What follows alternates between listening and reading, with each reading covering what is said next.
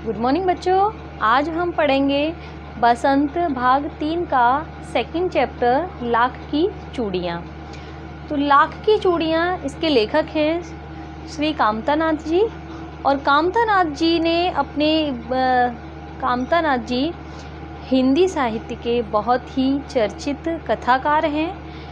इन्होंने इस पाठ के माध्यम से अपने बचपन की घटनाओं का वर्णन किया है और इस पाठ के माध्यम से उन्होंने बताया है कि आधुनिकता की दौड़ और शहरीकरण की होड़ में कुछ अच्छी चीज़ें आम जनमानस से कितनी दूर होती जा रही हैं, इस चीज़ का इन्होंने इस चैप्टर में वर्णन किया है।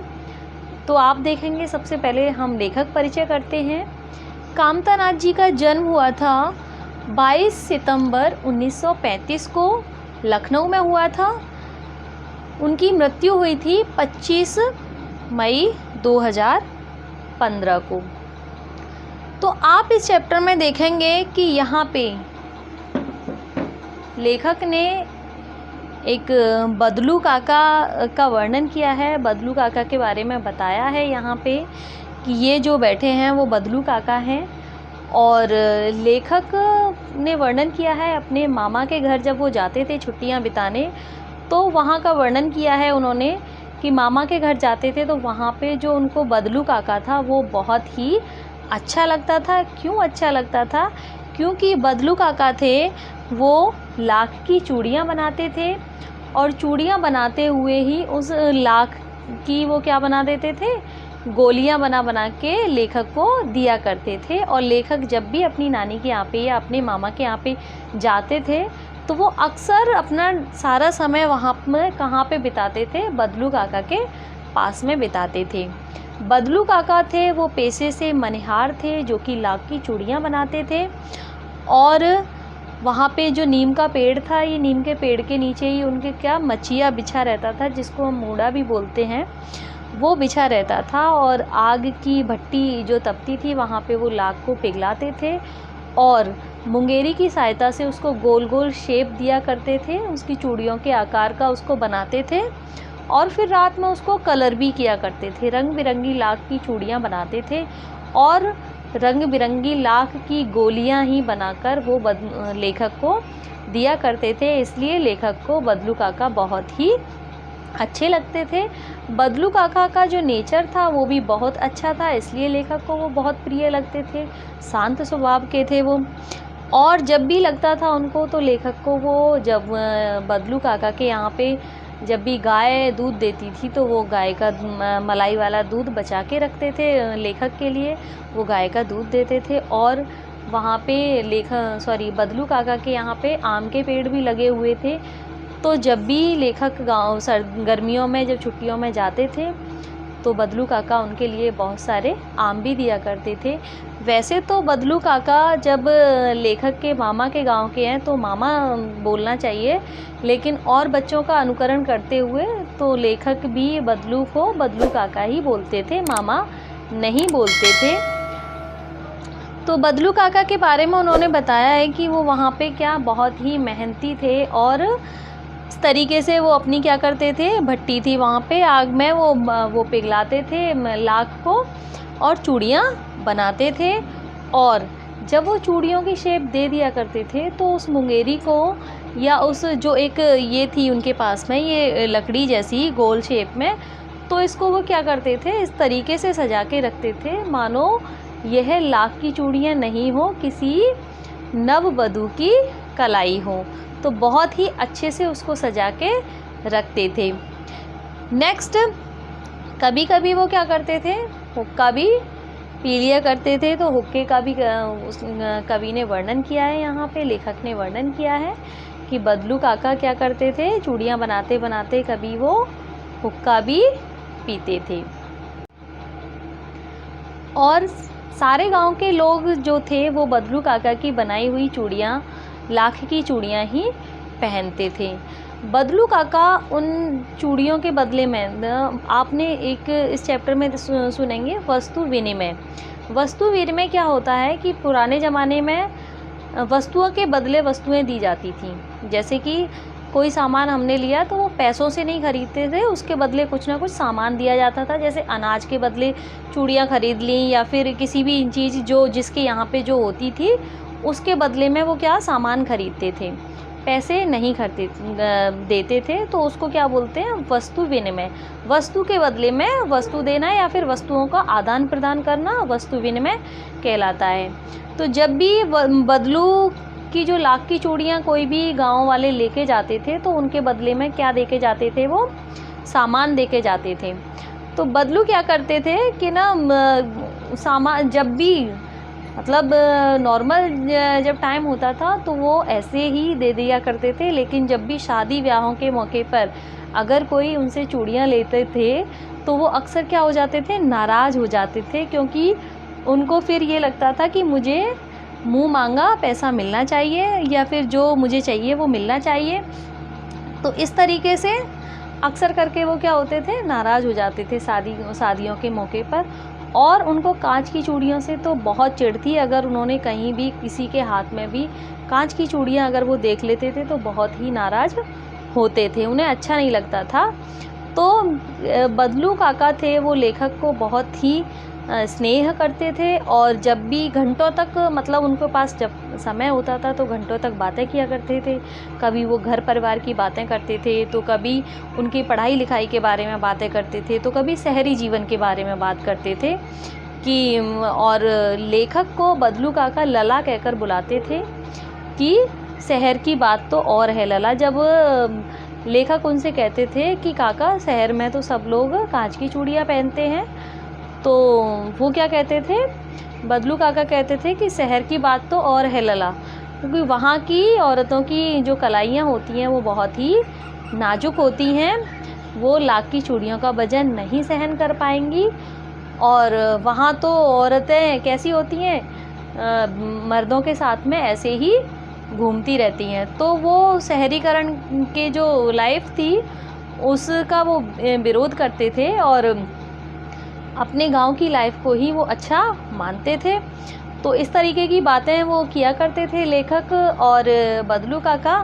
और एक टाइम ऐसा था कि जब लेखक के पिताजी की बदली हो जाती है तो उनका जो जॉब करते थे वो उनका ट्रांसफ़र हो जाता है, तो लेखक कई साल बाद वहाँ पे अपने मामा के गांव में आते हैं। तो जब मामा के गांव में आते हैं तो उनको बदलू काका का ध्यान नहीं रहता है और वो मतलब जब हम कहीं भी जैसे 8-10 साल बाद अगर लेखक अक्सर अपने मामा के यहाँ पे आया करते थे, लेकिन एक समय की बात है जब उनके पिताजी का ट्रांसफ़र हो गया था तो वो कई सालों तक अपने मामा के घर पे नहीं आए थे। कम से कम 8-10 साल के बाद जब लेखक अपने मामा के घर पे आए तो वो सारी चीज़ें भूल चुके थे। उन्हें बदलू काका और वो लाख की चूड़ियाँ और लाख की बनी हुई गोलियाँ कुछ भी ध्यान नहीं था। लेकिन एक दिन था जब और सारे गांव की जो लेडीज़ थी वो कांच की चूड़ियाँ पहनने लगी थी, लाख की चूड़ियाँ किसी के हाथों में नहीं थी। तो एक दिन क्या होता है, लेखक के मामा की जो लड़की थी वो फिसल जाती है और फिसल जाती है तो उसके हाथ में क्या होता है, कांच लग जाता है और कांच लगने से उसको खून निकलने लगते हैं। तो लेखक के मामा जो होते हैं वो घर पे नहीं थे और लेखक को ही उनका उपचार करना होता है करना पड़ा। तो उसके बाद में जब लेखक उसको मामा की लड़की को जब वो लगा था, कांच लगा था, तब उसके बाद में लेखक को ध्यान आता है और वो शाम को घूमते घूमते वहाँ बदलू काका के वहाँ पे पहुँच जाते हैं। और बदलू काका वही नीम का पेड़ और वो खाट पर लेटे हुए होते हैं, बहुत ही एजेड हो गए थे। और तब जब लेखक उनको बदलू काका बुलाते हैं तो उनको कुछ भी याद नहीं आता है, लेकिन जब वो लाख की गोलियों का जिक्र करते हैं तब उनको ध्यान आता है कि हाँ मतलब ये लड़का है जो मेरे से लाख की गोलियाँ बनवा के ले जाया करता था। तब उनको ध्यान आता है तो वो बदलू काका बैठ जाते हैं और लेखक भी बैठ जाते हैं और वही पेड़, वही सारी चीज़, लेखक को सारी चीज़ रिमाइंड होती हैं। और बात करके फिर वो पूछते हैं, लेखक पूछते हैं कि काका लाख की चूड़ियों का काम कैसा चल रहा है? तो बदलू काका बताते हैं कि बेटा वो तो कई साल, सॉरी लला, वो तो कई साल पहले ही बंद हो चुका है और सभी लोग कांच की चूड़ियाँ पहनने लगे हैं और लाख की चूड़ियाँ किसी को पसंद नहीं आती हैं। कांच की चूड़ियाँ बहुत ही अच्छी अच्छी डिज़ाइंस में आने लगी हैं। फिर लेखक उनसे उनकी गाय के बारे में पूछते हैं कि काका वो गाय कहाँ है? तो बदलू काका बोलते हैं कि वो भी 2 साल पहले मैंने बेच दी। तीसरा फिर लेखक जिक्र करते हैं कि आम के बगीचे कैसे हैं आपके? तो लेखक बदलू काका बोलते हैं कि आम तो अच्छे हैं, आम की फसल अच्छी है। तभी वो अपनी बेटी रज्जो को आवाज़ लगाते हैं कि रज्जो 2-4 आम तो लेके आ। तब उनकी बेटी आती है तो वो डलिया भर के आम लेके आती है। तो लेखक उनको खाने के लिए मना कर देते हैं। तो बदलू काका बोलते हैं कि नहीं, ये शहर से आए हैं तो 2-4 आम लेके आओ। तब वो उनकी जो बेटी होती है वो 4-5 आम लेके आती है तो उनको लेखक ले लेते हैं और फिर उसके बाद में वो बातचीत करने लगते हैं और लेखक उनसे जब बात करते हैं तो थोड़ा भावुक हो जाते हैं और बदलू काका भी वो हो जाते हैं कि वो सारी चीज़ें जो उनको अधिक प्रिय थी वो सब चीज़ अब नहीं रही। लेकिन वो सारी चीज़ें लेखक उनसे बात करते हैं तब उनकी जो बेटी है वो आम लेके आती है। तभी लेखक की नज़र किस पे पड़ती है? जो मतलब उन्होंने लाख की चूड़ी पहनी होती है, बदलू काका की बेटी ने, उन चूड़ियों पे नज़र पड़ती है और लेखक टकटकी बांधे उनको देखते रहते हैं। तभी बदलू काका कहते हैं कि ये एक आखिरी जोड़ा बचा था मतलब किसी की शादी में देने के लिए, लेकिन उन्होंने मुँह मांगे पैसे नहीं दिए तो इसलिए उन्होंने वो चूड़ियाँ नहीं दी। तो वो चूड़ियाँ कौन पहनी? उनकी बेटी रज्जो ने पहनी। तो लेखक बताते हैं कि ये उनके बीच में, बदलू काका और लेखक के बीच में बहुत सारी बातें होती हैं।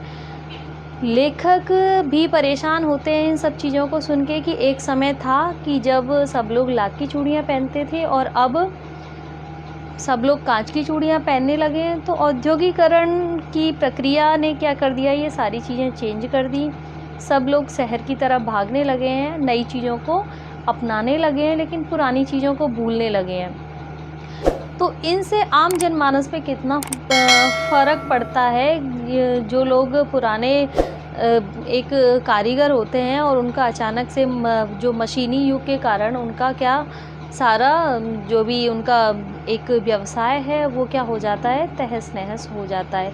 लेकिन बदलू को, इस लेखक को इस बात से बहुत खुशी होती है कि जो बदलू काका हैं उनके जो इरादे हैं वो बहुत ही मजबूत हैं, एक कांच की चूड़ियों की तरह नाजुक नहीं है कि वो जो टूट जाएं।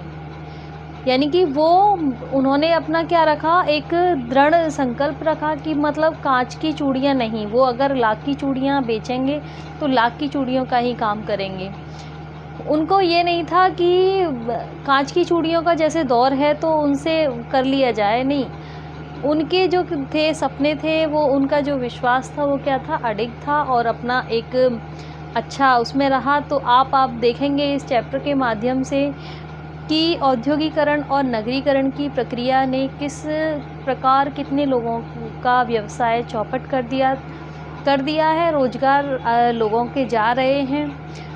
तो हमें प्राचीन चीज़ों को भी अपनाना चाहिए और नई चीज़ों का भी यूज़ करना चाहिए। ऐसा नहीं है कि बिल्कुल नहीं। और कहीं ना कहीं कोई ना कोई रीज़न है इन सब चीज़ों के पीछे कि कांच की चूड़ियाँ और लाख की चूड़ियों में क्या क्या डिफरेंट होता है। कांच जरा सा लगने पे कितनी चोट पहुंचाता है, लाख नहीं पहुंचाता है। तो इस पाठ के माध्यम से आपने देखा कि कामतानाथ जी ने अपने जीवन की घटना बदलू काका और अपने मामा के घर को लेके सारी जो कहानी का वृतांत रखा है, तो बहुत सारी चीज़ें हमें इससे सीखने को मिलती हैं। तो आप आगे भी ऐसे ही याद करते रहेंगे, पढ़ते रहेंगे। और आज के लिए इतना ही। Thank you.